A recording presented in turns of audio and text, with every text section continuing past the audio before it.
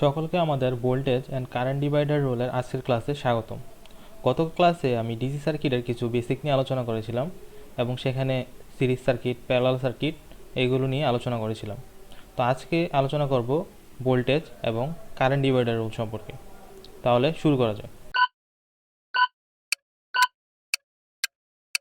তো প্রথমে আমরা যেটি দেখব সেটি হচ্ছে আমাদের ভোল্টেজ ডিভাইডার রোল। আমরা দেখেছি যে একটি সিরিজ সার্কিটে সাধারণত ভোল্টেজ ভাগ হয়ে যায়, অর্থাৎ এখানে আমরা যে সার্কিটে দেখতে পাচ্ছি 10 ভোল্ট এবং দুটি রেজিস্ট্যান্স R1 এবং R2। এখানে R1 এর ভোল্টেজ হবে একরকম এবং R2 তে ভোল্টেজ হবে একরকম। যেহেতু এটি সিরিজে রয়েছে, তো এখানে ভোল্টেজ ভাগ হয়ে যাবে। তো কিভাবে আমরা R1 এর অ্যাক্রসে ভোল্টেজ বা R2 এর অ্যাক্রসে ভোল্টেজ নির্ণয় করতে পারি, তাই আমরা মূলত ভোল্টেজ ডিভাইডার রুল দ্বারা দেখব। ভোল্টেজ ডিভাইডার রুলটি হলো B equal to total voltage into own R divide by sum of series R. তো এইখানে আমরা যেহেতু দেখতে পাচ্ছি টোটাল ভোল্টেজ 10 ভোল্ট রয়েছে, তো আমরা যদি R1 এর ভোল্টেজ নির্ণয় করতে চাই, সেইখানে ওন আর অর্থাৎ R1 ওন আর হচ্ছে 5 ওহম হবে, যেহেতু R1 এর রেজিস্ট্যান্স 5 ওহম, এবং সাম অফ সিরিজ আর অর্থাৎ R1 এবং R2 সাম অর্থাৎ যোগফল হবে। তো এটা যদি আমরা ম্যাথ আকারে করে দেখি তাহলে জিনিসটা আরও সহজ হবে। তো এখানে যদি আমরা 5 ওহমের জন্য ভোল্টেজ নির্ণয় করতে চাই, তাহলে আমাদের ফার্স্ট অফ অল হবে টোটাল ভোল্টেজ অর্থাৎ 10 ইন্টু 5, কারণ R1 এর ভোল্টেজ হচ্ছে 5 ওহম, এবং নিচে হবে 5 প্লাস 20, কারণ R1 হচ্ছে 5 ওহম এবং R2 হচ্ছে 20 ওহম। তারপর আমরা ক্যালকুলেশন করলেই ভোল্টেজের মান পেয়ে যাব 2 ভোল্ট। তো এইভাবে আসলে ভোল্টেজ ডিভাইডার রুলটি কাজ করে। তো আমরা একটু আরেকটা ম্যাথ দেখি। তো এই ধরনের ম্যাথে অনেকে অনেক সময় গন্ডগোল পাকিয়ে ফেলেন। তো আমরা এই ম্যাথটা দেখি। তো এখানে যদি আমরা ফার্স্ট অফ অল R1 অর্থাৎ 10 ওহমের অ্যাক্রসে ভোল্টেজ নির্ণয় করতে চাই, তাহলে কি করতে হবে? তাহলে ফার্স্টে যেমন উপরে হচ্ছে আমাদের থাকবে টোটাল ভোল্টেজ 20 ইন্টু 10, কারণ R1 এর জন্য আমরা হচ্ছে এখানে ভোল্টেজটা নির্ণয় করব। তো সেক্ষেত্রে 20 ইন্টু 10, এবং নিচে আসার পরে ফার্স্ট অফ অল হবে R1 এর 10, তারপরে হচ্ছে এখানে R2 এর 5 ওহম, কিন্তু এখানে 3 আর 6 ওহম মানে R3 এবং R4 এর যে মান আছে এগুলো আছে দুইটা আসলে প্যারালালে।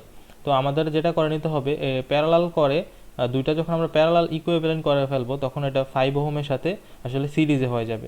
তো আমাদেরকে ওইটা সিরিজে নিয়ে ক্যালকুলেট করতে হবে। অনেকে কী করে, যেমন 10 প্লাস 5 ওহম দেওয়ার পরেই ম্যাথটা করে ফেলে, ওই ক্ষেত্রে কিন্তু আমাদের ম্যাথটা ভুল হয়ে যায়।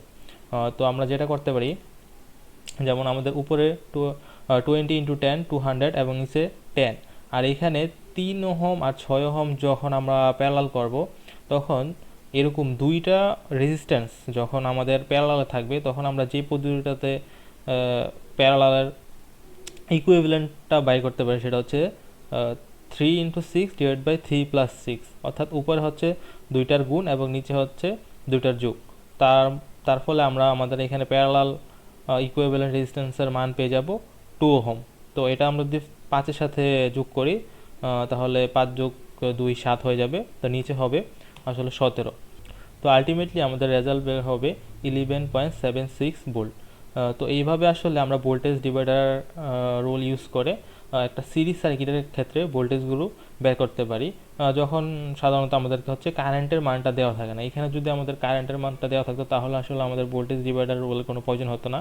অর্থাৎ ধরা যাক এখানে যদি আছে আমাদের ভোল্টেজ যে সোর্স হচ্ছে 20 ভোল্ট, তো এখানে যদি আমাদেরকে কারেন্টের মানটা দেওয়াই থাকতো 10 এম্পিয়ার বা 20 এম্পিয়ার, তাহলে আমরা V ইকুয়াল টু IR এই সূত্র দিয়ে আসলে ভোল্টেজ নির্ণয় করে ফেলতে পারতাম। যেহেতু আমাদের এখানে কারেন্টের মানটা দেওয়া নেই, সেক্ষেত্রে আমাদেরকে এই ভোল্টেজ ডিভাইডার রুলটা ব্যবহার করা প্রয়োজন হচ্ছে। তারপরে এবার আমরা দেখব কারেন্ট ডিভাইডার রুল। তো কারেন্ট ডিভাইডার রুল হচ্ছে আসলে প্যারালাল সার্কিটের ক্ষেত্রে কার্যকর, কারণ আমরা আগেই দেখেছি প্যারালাল সার্কিটে ভোল্টেজ ভাগ হয় না, কিন্তু কারেন্ট ভাগ হয়ে যায়। তো আমরা রুলসটা দেখি। তো কারেন্ট ডিভাইডার রুলস অনুযায়ী I equal to total current into opposite R divide by sum of two branch R. অর্থাৎ ধরুন আপনার এইখানে আমাদের সার্কিটে 10 এম্পিয়ার সাপ্লাই দেওয়া হচ্ছে এবং R1 R2 দুটি রেজিস্ট্যান্স। তো এইখানে ধরুন 10 এম্পিয়ার যে দেওয়া হচ্ছে, এটা তো আমরা জানি যে R1 এবং R2তে ভাগ হয়ে যাবে। তো এখানে কি করতে হবে, ধরুন R1 হচ্ছে আপনার নিজের রেজিস্ট্যান্স আর R2 হচ্ছে আরেকজনের রেজিস্ট্যান্স। তো আপনি যদি ওটাকে নির্ণয় করতে চান, তাহলে ফার্স্ট অফ অল উপরে থাকতে হবে যে অন্য জনের যে রেজিস্ট্যান্স, অর্থাৎ অপোজিট আপনার বিপরীতে যে আছে, অর্থাৎ ধরুন 10 টাকা দেওয়া হচ্ছে, এখন আপনি এর মধ্যে কিছু টাকা পাবেন আর আপনার অপোজিট যে আরেকজন আছে ও কিছু টাকা পাবে। তখন যে অপোজিট ব্যক্তি আছে ওর যে আর এর মানটা ওইটা আপনাকে হচ্ছে উপরে বসাতে হবে এবং নিচে দুইটা সাম করতে হবে। দুইটা যে ব্রাঞ্চ রয়েছে যেমন R1 R2 এখানে আরও থাকতে পারে, এরকম সবগুলো সাম করতে হবে। তো এখন আমরা এই যে সার্কিটটি দেখতে পাচ্ছি এর R2 অর্থাৎ 20 ওহমের অ্যাক্রসে কারেন্ট I2 নির্ণয় করব। I2 যদি নির্ণয় করি তাহলে ফার্স্ট অফ অল উপরে যেটি হবে সেটি হচ্ছে টোটাল কারেন্ট ইন্টু অপোজিট আর। তো টোটাল কারেন্ট আমাদের দেওয়া আছে 10 অ্যাম্পিয়ার ইন্টু অপোজিট আর হচ্ছে 5 ওহম, অর্থাৎ 10 ইন্টু 5 হবে এবং নিচে হবে 5 প্লাস 20 অর্থাৎ সাম অফ ট্রু ব্রাঞ্চ, কারণ এখানে R1 একটি ব্রাঞ্চ এবং R2 হচ্ছে আরেকটি ব্রাঞ্চ, অর্থাৎ 5 প্লাস 20। তাহলে ক্যালকুলেশন করলে রেজাল্ট হবে 2 অ্যাম্পিয়ার। তো এইভাবে আমরা কারেন্ট ডিভাইডার রুল ব্যবহার করে একটি প্যারালাল সার্কিট থেকে কারেন্ট নির্ণয় করতে পারি। তো আমরা আরেকটি জটিল, অবশ্য জটিল বলা যাবে না, কিছুটা ব্যতিক্রম সার্কিট বা অনেকে এই যে সার্কিটগুলোতে অনেক সময় গন্ডগোল লাগিয়ে ফেলে ওইরকম একটা সার্কিট দেখি। তো এটি একটি সার্কিট। তো এইখানে যে সার্কিটটি দেখতে পাচ্ছি এই সার্কিট থেকে আমরা মূলত I1 এর মান নির্ণয় করব। তো I1 এর মান যদি আমরা নির্ণয় করি অর্থাৎ এটি হবে R2 অর্থাৎ 5 ওহমের অ্যাক্রসের কারেন্ট।